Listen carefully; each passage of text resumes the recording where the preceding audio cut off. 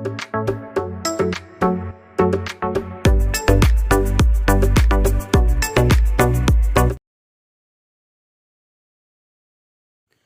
Morning, ഏവർക്കും study Nifty മലയാളത്തിൻ്റെ daily market ന്യൂസിലേക്ക് സ്വാഗതം. ഇന്നലത്തെ ഇന്ത്യൻ വിപണിയിലേക്ക് വന്നു കഴിഞ്ഞാൽ തുടർച്ചയായിട്ടുള്ള 2 ദിവസത്തെ നഷ്ടത്തിന് ശേഷം ഇന്നലെ നിഫ്റ്റി പോസിറ്റീവിലാണ് ക്ലോസ് ചെയ്യുന്നത്. പക്ഷേ അവസാന മണിക്കൂറിൽ ഒരു സെല്ലിംഗ് പ്രഷർ ഉണ്ടായിരുന്നു എന്നതും മറ്റൊരു കാര്യമാണ്. വീണ്ടും US-ഉം ഇറാനും തമ്മിലുള്ള യുദ്ധം ആരംഭിച്ചത് US വിപണിയെ ബാധിച്ചിട്ടില്ല. ഇന്നലെയും അമേരിക്കൻ ഓഹരി വിപണികളായ നാസ്ഡാക്കും S&P 500ഉം നല്ല നേട്ടത്തിലാണ് ക്ലോസ് ചെയ്യുന്നത്. മൈക്രോൺ ടെക്നോളജി ഓഹരികൾ മികച്ച പ്രകടനം കാഴ്ചവെച്ചത് ചിപ്പ് ഓഹരികളിലുണ്ടായ കുതിപ്പ് നാസ്ഡാക്കിൽ വലിയ നേട്ടമുണ്ടാക്കി. ഏകദേശം 1.3% നാസ്ഡാക്ക് ഉയർന്നത്. അതേസമയം ബുധനാഴ്ച ഇറാനെതിരെ അമേരിക്ക നടത്തിയ ആക്രമണത്തിന് മറുപടിയായി കുവൈറ്റ്, ഖത്തർ, ബഹ്റൈൻ എന്നിവിടങ്ങളിലെ അമേരിക്കൻ സൈനിക കേന്ദ്രങ്ങൾ ലക്ഷ്യമിട്ട് ആക്രമണം നടത്തിയതായി തെഹ്റാൻ അറിയിച്ചു. ഇത്തരത്തിലുള്ള നെഗറ്റീവായിട്ടുള്ള വാർത്തകൾ ഉണ്ടെങ്കിലും ചിപ്പ് സ്റ്റോക്കുകൾ നല്ല നേട്ടമുണ്ടാക്കിയതാണ് ഇന്നലെ US വിപണികൾ ഉയരാൻ കാരണമായത്. ഇനി ഇന്ത്യൻ വിപണിയിൽ ക്വാർട്ടർലി റിസൾട്ടുകൾ ഇന്നലെ ആരംഭിച്ചു കഴിഞ്ഞു. TCS ആണ് Q1 റിസൾട്ടുകളുമായി ആദ്യം നമുക്ക് മുന്നിലേക്ക് എത്തുന്നത്. റിസൾട്ടുകളിലേക്ക് വളരെ ഡീറ്റെയിൽ ആയി തന്നെ നമുക്ക് പോകാം. അതിന് മുന്നേ ആയി ഇന്നലെ US-ൽ ലിസ്റ്റ് ചെയ്ത ഇന്ത്യൻ കമ്പനികളുടെ പ്രകടനം നോക്കുകയാണെങ്കിൽ TCS-ന്റെ റിസൾട്ട് പുറത്തു വന്നതിന് ശേഷം ഇൻഫോസിസും വിപ്രോയും നേട്ടത്തിൽ തന്നെയാണ് ക്ലോസ് ചെയ്തിട്ടുള്ളത്. ഇൻഫോസിസ് 1.83% ഉയർന്നപ്പോൾ വിപ്രോ 1% നേട്ടമാണ് ഉണ്ടാക്കിയത്. ബാങ്കിങ് സൈഡിൽ ICICI ബാങ്ക് 1% ഉയർന്നു. HDFC ബാങ്ക് 1.4% നേട്ടവും ഉണ്ടാക്കി. ഡോക്ടർ റെഡ്ഡി ലബോറട്ടറീസ് നിരന്തരമായിട്ട് സമ്മർദ്ദത്തിൽ തന്നെയാണ് ഈ ഓഹരിയുള്ളത്. ഇന്നലെയും 1.6% ഇടിഞ്ഞു. ഏതായാലും ഇന്ന് ഓപ്പൺ ചെയ്തിരിക്കുന്ന ഏഷ്യൻ മാർക്കറ്റുകളിൽ ജപ്പാൻ മാർക്കറ്റ് നിക്കി നേട്ടത്തിൽ തന്നെയാണ് ഇപ്പോൾ ട്രേഡ് ചെയ്തുകൊണ്ടിരിക്കുന്നത്. ജപ്പാൻ മാർക്കറ്റ് നിക്കി 1.8% നേട്ടത്തിൽ ട്രേഡ് ചെയ്യുമ്പോൾ കോസ്പി മാർക്കറ്റ് 2.8% നേട്ടത്തിലാണ് ഇപ്പോൾ ട്രേഡ് ചെയ്യുന്നത്. ഇപ്പോൾ സമയം 6 മണി കഴിഞ്ഞ് 50 മിനിറ്റാണ്. ഗിഫ്റ്റ് നിഫ്റ്റി ഇപ്പോൾ ട്രേഡ് ചെയ്യുന്നത് 24,090 എന്ന നിലയിലാണ്. അതായത് ഇപ്പോഴത്തെ ഈ ഒരു നില വെച്ച് നിഫ്റ്റിയിൽ ഏകദേശം 90 പോയിൻറ്റ്സിൻ്റെയൊക്കെ ഒരു ഗ്യാപ്പ് ഓപ്പണിങ്ങിനാണ് സാധ്യത കാണുന്നത്. ഇന്നത്തെ നമ്മുടെ വീഡിയോയിൽ ഒത്തിരിയേറെ പ്രധാനപ്പെട്ട കണ്ടൻസ് ഉൾപ്പെടുത്തിയിട്ടുണ്ട്.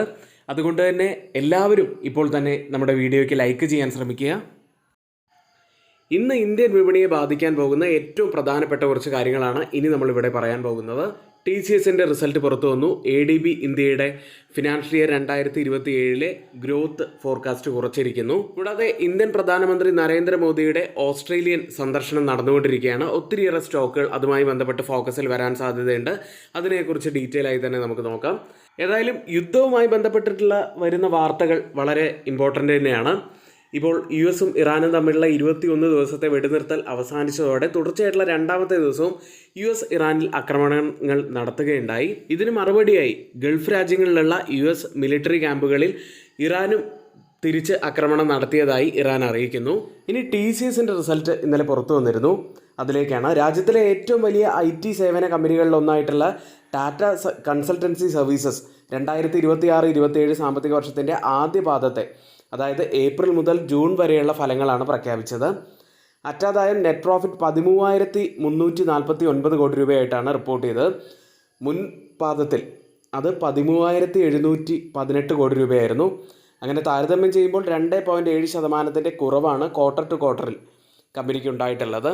ലാഭത്തിൽ ഇത്രയധികം വലിയൊരു കുറവ് വരാനുള്ള കാരണം വൺ ടൈം ലീഗൽ ചെലവ് രേഖപ്പെടുത്തിയതാണ്. ഇനി ആ ലീഗൽ ചാർജസ് ഒഴിവാക്കി കഴിഞ്ഞാൽ അത് എക്സ്പെക്റ്റേഷൻ മീറ്റ് ചെയ്യുന്ന ഒരു റിസൾട്ടുമായേനെ. അതായത് അത് ഒഴിവാക്കുകയാണെങ്കിൽ 13,849 കോടി രൂപയായിട്ടായിരിക്കും പ്രോഫിറ്റ് റിപ്പോർട്ട് ചെയ്യുക. ഇനി റവന്യൂയുടെ കാര്യത്തിലേക്ക് വന്നു കഴിഞ്ഞാൽ 72,275 കോടി രൂപയായിട്ടാണ് റവന്യൂ റിപ്പോർട്ട് ചെയ്തത്. മുൻപാദത്തിൽ അത് 70,698 കോടി രൂപയായിരുന്നു. അതായത് 2.2% വർധനവ് വരുമാനത്തിൽ റവന്യൂവിൽ റിപ്പോർട്ട് ചെയ്തിട്ടുണ്ട്. ബ്ലൂംബർഗ് എസ്റ്റിമേറ്റ് ആയിട്ട് പുറത്തു വന്നിരുന്നത് 71,837 കോടി രൂപയായിരുന്നു. അതിന് മുകളിലായിട്ടാണ് റവന്യൂ റിപ്പോർട്ട് ചെയ്തത്. എക്സ്പെക്റ്റേഷനെ ബീറ്റ് ചെയ്യുന്ന ഒരു റവന്യൂ തന്നെയായിരുന്നു ഇത്തവണ TCS-ന്റെ ഭാഗത്തു നിന്നും പുറത്തു വന്നത്. ജീവനക്കാരുടെ വാർഷിക ശമ്പള വർധന മാർജിനിൽ സമ്മർദ്ദം സൃഷ്ടിച്ചതാണ് പ്രധാനപ്പെട്ട കാരണമായിട്ട് കാണുന്നത്. ഇനി TCS-ന്റെ റിസൾട്ട് മൊത്തത്തിൽ പറയുകയാണെങ്കിൽ ലാഭം കുറഞ്ഞെങ്കിലും അത് പ്രധാനമായും ഒറ്റ തവണ ഉണ്ടായ ആ ഒരു നിയമച്ചെലവിൻ്റെ ഒരു ഫലമായിട്ടാണ് അത് കുറഞ്ഞിരിക്കുന്നത്. ഇനി വരുമാനം പ്രതീക്ഷകളെ മറികടക്കുകയും ചെയ്തിട്ടുണ്ട്. AI സേവനങ്ങളിലെ ശക്തമായിട്ടുള്ള ആവശ്യകതയും TCS-ന് അനുകൂലമായിട്ടുള്ള ഒരു സൂചന തന്നെയാണ്. അപ്പോൾ പ്രോഫിറ്റിലും വരുമാനത്തിലും വലിയ സമ്മർദ്ദം TCS-ന് നേരിടേണ്ടി വന്നിട്ടില്ല. പക്ഷേ മാർജിൻ കുറയുകയും അടിസ്ഥാന ബിസിനസ് വളർച്ചയുടെ വേഗം കുറയുകയും ചെയ്തിട്ടുണ്ട്. അത് നിക്ഷേപകരെ സംബന്ധിച്ച് ആശങ്ക ഉയർത്തുന്ന ഒരു കാര്യം തന്നെയാണ്. അടുത്തതായി, ഇന്ത്യയുടെ ആണവോർജ്ജ വികസനത്തിന് വലിയ മുന്നേറ്റമായി. ഓസ്ട്രേലിയയിൽ നിന്ന് ദീർഘകാല അടിസ്ഥാനത്തിൽ യുറാനിയം വിതരണം ഉറപ്പുവരുത്താനുള്ള കരാർ ഇന്ത്യയും ഓസ്ട്രേലിയയും ഒപ്പുവെച്ചു. മെൽബണിൽ നടന്ന കൂടിക്കാഴ്ചയിൽ പ്രധാനമന്ത്രി നരേന്ദ്രമോദിയും ഓസ്ട്രേലിയൻ പ്രധാനമന്ത്രി ആന്റണി അൽബനീസും തമ്മിലുള്ള ചർച്ചകൾക്ക് ശേഷമാണ് കരാർ പ്രഖ്യാപിച്ചത്. ഏതായാലും ഇപ്പോഴത്തെ ഈ ഒരു കരാറുമായി ബന്ധപ്പെട്ട ഏതൊക്കെ സെക്ടറുകളും കമ്പനികളുമായിരിക്കും ഫോക്കസിൽ ഉണ്ടാവുക എന്ന് തന്നെയാണ് നമുക്ക് നോക്കേണ്ടത്. പ്രത്യേകിച്ച് ന്യൂക്ലിയർ പവർ, ആണവോർജ്ജ മേഖലയാണ് പ്രധാനപ്പെട്ടതായി ഫോക്കസിൽ വരുന്നത്. പുതിയ ആണവ നിലയങ്ങൾ, റിയാക്ടർ ഉപകരണങ്ങൾ തുടങ്ങിയവയൊക്കെ പുതിയതായിട്ട് വരാനുള്ള സാധ്യതയുണ്ട്. കൂടാതെ പവർ ആൻഡ് യൂട്ടിലിറ്റി സെക്ടറും ഹെവി എഞ്ചിനീയറിംഗ് ആൻഡ് EPC സെക്ടറിലും ക്യാപിറ്റൽ ഗുഡ്സ് സെക്ടറും ഒക്കെ ഫോക്കസിൽ വരാൻ സാധ്യതയുണ്ട്. ഇതുമൊക്കെയായി ബന്ധപ്പെട്ട് ഭാരത് ഹെവി ഇലക്ട്രോണിക്സ് ലിമിറ്റഡും Larsen and Toubro, power finance corporation, REC limited, NTPC limited, Bharat electronics limited, KSB limited, Kirloskar brothers limited തുടങ്ങിയ സ്റ്റോക്കുകളൊക്കെ ഫോക്കസിൽ വരാനുള്ള ഒരു സാധ്യതയുണ്ട്. ഈ കമ്പനികളെക്കുറിച്ചുള്ള ബൈ ഓർ സെൽ റെക്കമെൻഡേഷൻ അല്ല പറയുന്നത്. ഈ കമ്പനികൾ ഫോക്കസിൽ വരാനുള്ള സാധ്യത ഉണ്ടാകും എന്നുള്ള കാര്യം മാത്രമാണ് സൂചിപ്പിക്കുന്നത്. ഈ കമ്പനികളൊക്കെ ഫോക്കസിൽ വരാനുള്ള ഒരു സാധ്യതയുണ്ട്. പ്രത്യേകിച്ച് പറയുകയാണെങ്കിൽ ന്യൂക്ലിയർ EPCയിൽ പ്രധാനപ്പെട്ട കമ്പനികളായിട്ട് വരുന്നത് BHEL, L&T തുടങ്ങിയവയൊക്കെയാണ്. അതുകൊണ്ടാണ് അവ നമ്മളിവിടെ ഫോക്കസിൽ പറഞ്ഞത്. കഴിഞ്ഞ ദിവസമാണ് IMF ഇന്ത്യയുടെ ഗ്രോത്ത് ഫോർകാസ്റ്റ് കുറച്ചിട്ടുണ്ടായിരുന്നത്. അതിനുശേഷം ഇത് ഇപ്പോൾ ADB ഇന്ത്യയുടെ ഗ്രോത്ത് ഫോർകാസ്റ്റ് കുറച്ചിരിക്കുന്നു. ഏഷ്യൻ ഡെവലപ്മെൻറ്റ് ബാങ്ക് ഇന്ത്യയുടെ 2026-27 സാമ്പത്തിക വർഷത്തെ GDP വളർച്ചാ പ്രവചനം 6.9% നിന്ന് 6.6% കുറച്ചിരിക്കുന്നു. RBI ഗ്രോത്ത് ഫോർകാസ്റ്റായി പറഞ്ഞിരുന്നത് 6.6% തന്നെയായിരുന്നു. ഇനി പ്രമുഖ റേറ്റിംഗ് ഏജൻസികളെല്ലാം ഈ ഒരു നിരക്കിൽ തന്നെയാണ് ഇന്ത്യയുടെ ഗ്രോത്ത് ഫോർകാസ്റ്റ് 2027 പ്രവചിച്ചിരുന്നത്. ഇതേസമയം തന്നെ 2027-28 സാമ്പത്തിക വളർച്ച പ്രവചനം 7.3% തന്നെ ADB മാറ്റമില്ലാതെ നിലനിർത്തുകയും ചെയ്തു. ഇനി ഇന്നലത്തെ ഗോൾഡ് പ്രൈസിലേക്ക് വന്നാൽ 1% നേട്ടത്തിലാണ് ഗോൾഡ് പ്രൈസുകൾ ഇന്നലെ ക്ലോസ് ചെയ്യുന്നത്. കേരളത്തിലെ ഗോൾഡ് പ്രൈസ് ഇന്നലെ 1,05,920 എന്ന നിലയിലായിരുന്നു. ഇനി ക്രിപ്റ്റോ കറൻസിയിലേക്ക് വന്നാൽ ബിറ്റ്കോയിൻ ഇന്ന് 1% മുകളിൽ നേട്ടത്തിൽ $62,000-$63,000 ട്രേഡ് ചെയ്യുന്നത്. ഇനി മറ്റ് റിസൾട്ട് രേഖപ്പെടുത്തിയ ചില കമ്പനികളിലേക്ക് വരാം. ആനന്ദ് രതി വെൽത്ത് എന്ന കമ്പനിയാണ് ഇന്നലെ അവരുടെ Q1 റിസൾട്ട് പ്രഖ്യാപിച്ചത്. നെറ്റ് പ്രോഫിറ്റിൽ ഒരു ഗംഭീര വർധനവ് തന്നെയാണ്. 73.6% വർധനവ് രേഖപ്പെടുത്തി 163 കോടി രൂപയിലാണ് പ്രോഫിറ്റ് റിപ്പോർട്ട് ചെയ്തത്. റവന്യൂവിൽ 17.5% വർധനവ് വന്നു.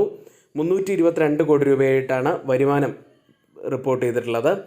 അതർ ഇൻകത്തിൽ 11 മടങ്ങിൻ്റെ വർധനവും റിപ്പോർട്ട് ചെയ്തിട്ടുണ്ട്. മികച്ച റിസൾട്ട് തന്നെയാണ്. സ്റ്റോക്ക് ഇന്ന് ഫോക്കസിൽ ഉണ്ടാവാനുള്ള ഒരു സാധ്യതയുമുണ്ട്.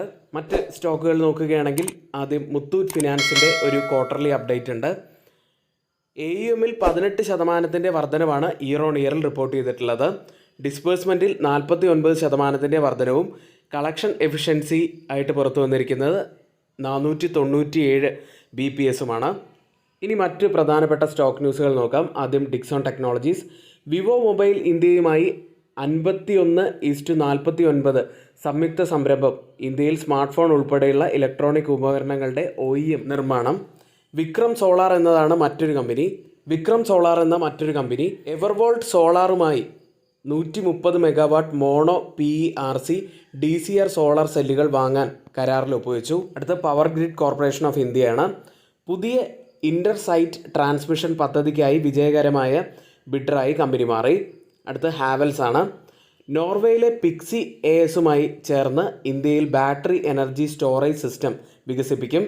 അടുത്തത് ടൊറൻ ഫാർമസ്യൂട്ടിക്കൽസ് ആണ്. ചില സെമാലിക്സ് ഇഞ്ചക്ഷൻ ബാച്ചുകൾ മുൻകരുതലായി കമ്പനി മാർക്കറ്റിൽ നിന്നും തിരികെ വിളിച്ചു. ഇതൊക്കെയാണ് ഇന്നത്തെ ഏറ്റവും പ്രധാനപ്പെട്ട കുറച്ച് വാർത്തകളായിട്ട് നമുക്ക് ഇന്നിവിടെ പറയാനുള്ളത്. ഇന്നിവിടെ നമ്മൾ പറഞ്ഞ എല്ലാ കാര്യങ്ങളും ഏറ്റവും ഓതറൈസ്ഡ് ആയിട്ടുള്ള സൈറ്റുകളായ money control, mint, Reuters, CNBC, financial express തുടങ്ങിയ മാധ്യമങ്ങളിൽ നിന്നാണ് എടുത്തിരിക്കുന്നത്. മറ്റുള്ളവയെല്ലാം നമ്മുടെ വ്യൂസ് മാത്രമാണ്. ഒരിക്കലും റെക്കമെൻഡേഷൻ അല്ല, നിങ്ങളുടെ എഡ്യൂക്കേഷണൽ പർപ്പസിന് വേണ്ടി മാത്രമാണ് ഷെയർ ചെയ്യുന്നത്. എങ്കിൽ ഇന്നത്തെ ഈ വീഡിയോ ഇവിടെ പൂർത്തിയാവുന്നു. ഏവർക്കും നന്ദി.